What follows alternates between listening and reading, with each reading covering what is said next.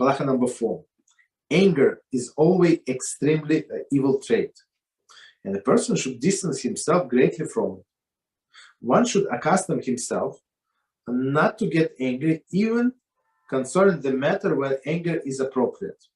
Right? So not to get angry, even concerning the matter where anger is appropriate. And if the need arises for him to display anger in order to instill fear in his children and his household, he should merely give the appearance of being angry before them in order to admonish them, while inwardly his mind is settled. So we're going to see the commentary. So that's so as Kitzur says very clearly, and Rambam, of course, says like outside. So this anger is only external. So if you don't show your kids that you are angry, they're going to eat you alive, right? That's not a good idea. So you have to show them you displeased whatever they do, and same as a household, whatever. Well, sometimes you should show with the spouse that you're not satisfied with whatever they do, you're not happy, right? But inside, always calm. So what does it mean, commentary?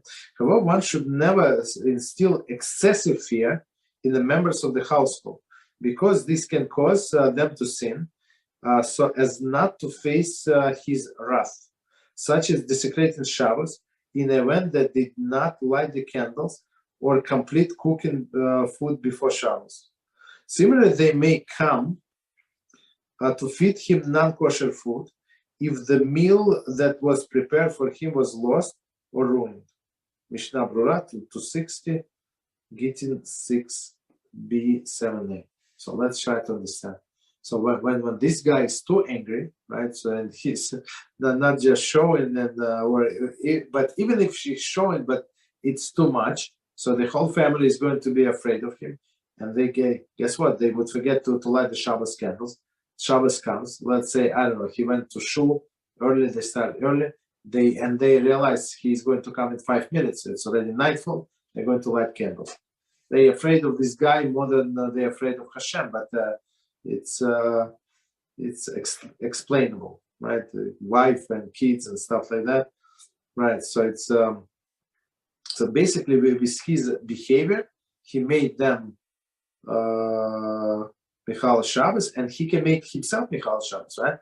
Well, they would cook. They would cook even non-kosher food. Something happened with the kosher food. They know if he would find out that they ruined food, he's going to kill them.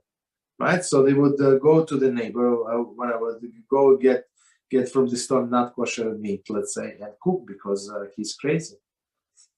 He's going to yell and scream.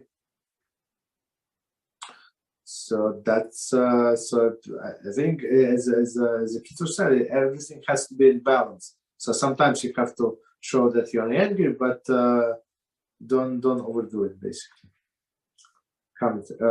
continue. Eliyahu Hanavi told Rabbi Yehuda, the brother of Rav Sala, the pious, do not become enraged, and do not sin. There is do not become angry, for the anger leads to sin. So we all know the anger leads to sin. People say stupid things or do not smart moves, and they regret till the end of their life, right? Do not drink, you feel. There is do not become intoxicated with wine, and do not sin. There is you will not sin as a result. Okay, so I mean that's what Eliyahu Hanavi said. So do not get angry because then do not sin, right? And do not drink wine because you're intoxicated with wine, and you're going to sin for sure. That's what all of the sins, how they happen. They drank a little wine or a lot of wine. Continue.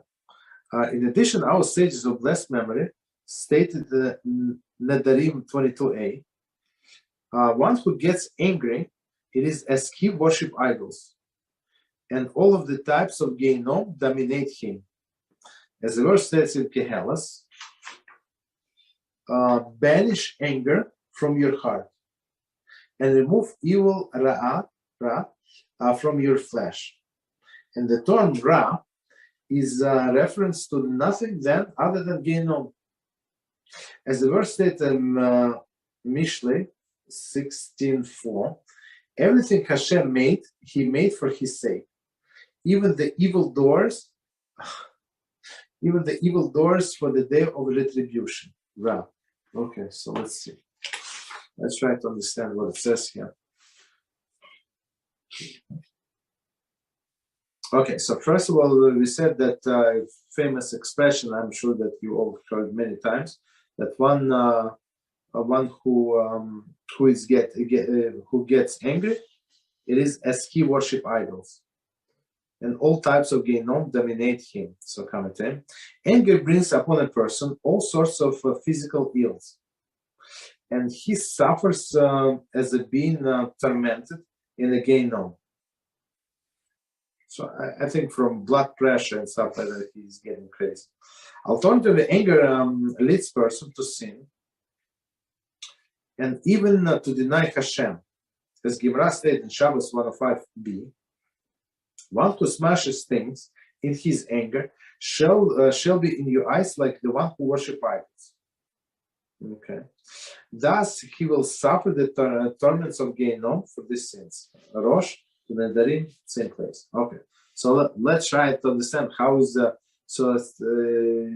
guy, I don't know, he spilled the coffee on himself, right? He got angry. How did he worship idols? Okay, so this commentary said that he's going to even he might even to deny Hashem. What was the connection? So they say when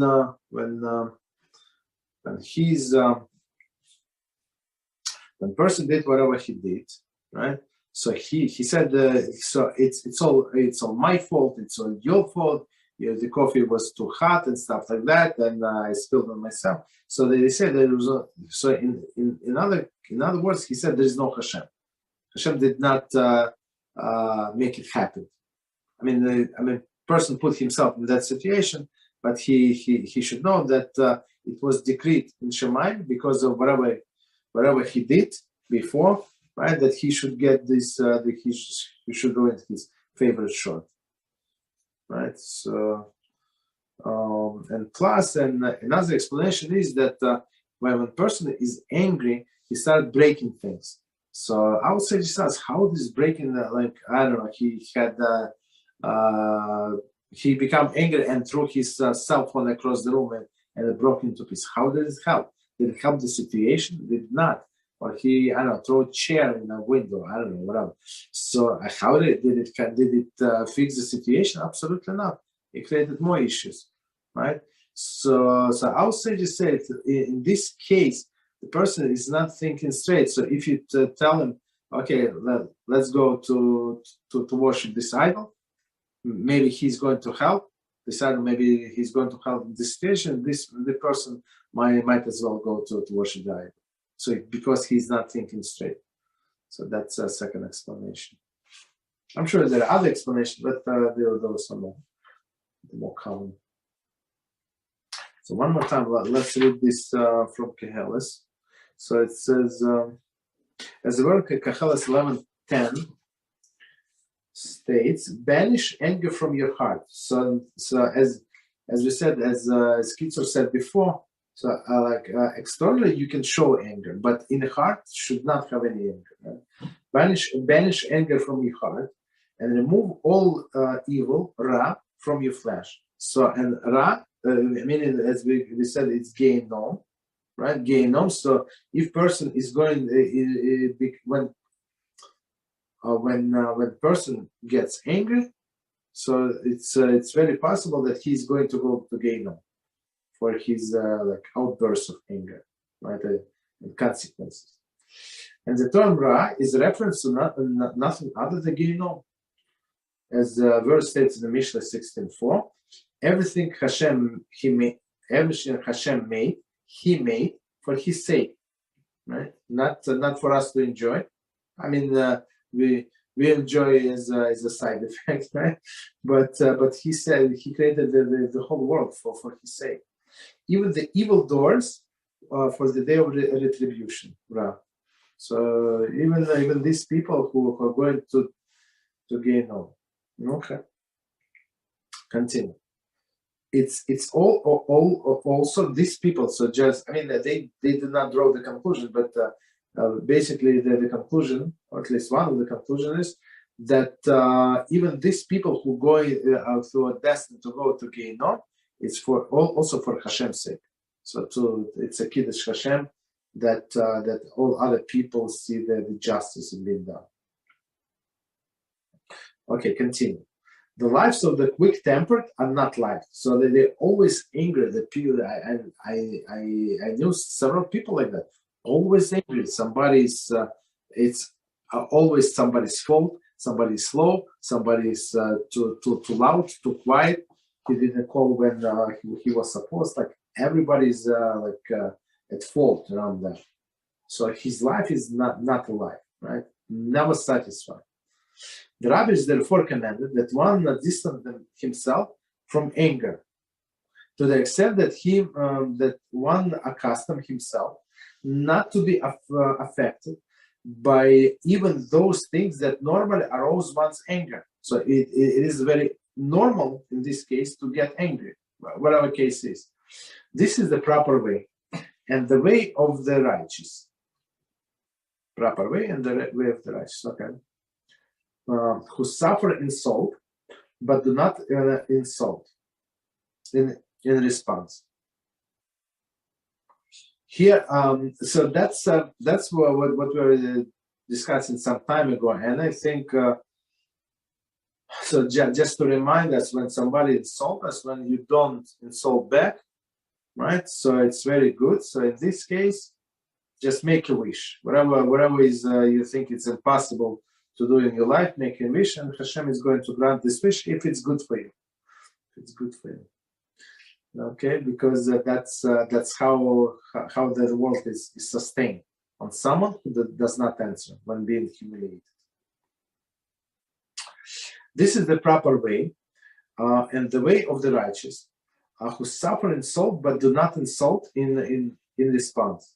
Here they disgrace but do not reply, but they do have something to reply. So if it's not if disgrace, if somebody is trying to disgrace them, that's how you should react. If they're trying to disgrace Torah or your rabbi, so don't keep quiet. You understand? So your honor, our honor, we can put on the side, but honor of the Torah and the honor of the kosher rabbi, you're not allowed to put on the side. Okay. Here they disgrace but do not reply. Here they disgrace but do not reply. Perform the will of Hashem with love, right? And are content with the suffering. Okay, it's from Shabbos 88b. So be content with the suffering. So if Rabbi Ruben today, I heard from him, he said the person only knew how much he deserved suffering and punishment in this world. We're talking about this world, and he sees in comparison what Hashem gives him, so he would just dance from the greatest mercy that Hashem displaying. Right, instead of a lot, he gives only a little compared to what we deserve. That's the thing. Right. So one more time, and are content with his suffering. So his source, I think, from here. I mean, there are other sources, but that's just to support what he said. Regarding such a person, the verse in Shoftim 5:31 states, and let those who love God be like a powerful rising sun. One more time, it's a very strong statement, right? And let those who love God be like a powerful rising sun. Very nice. Continue.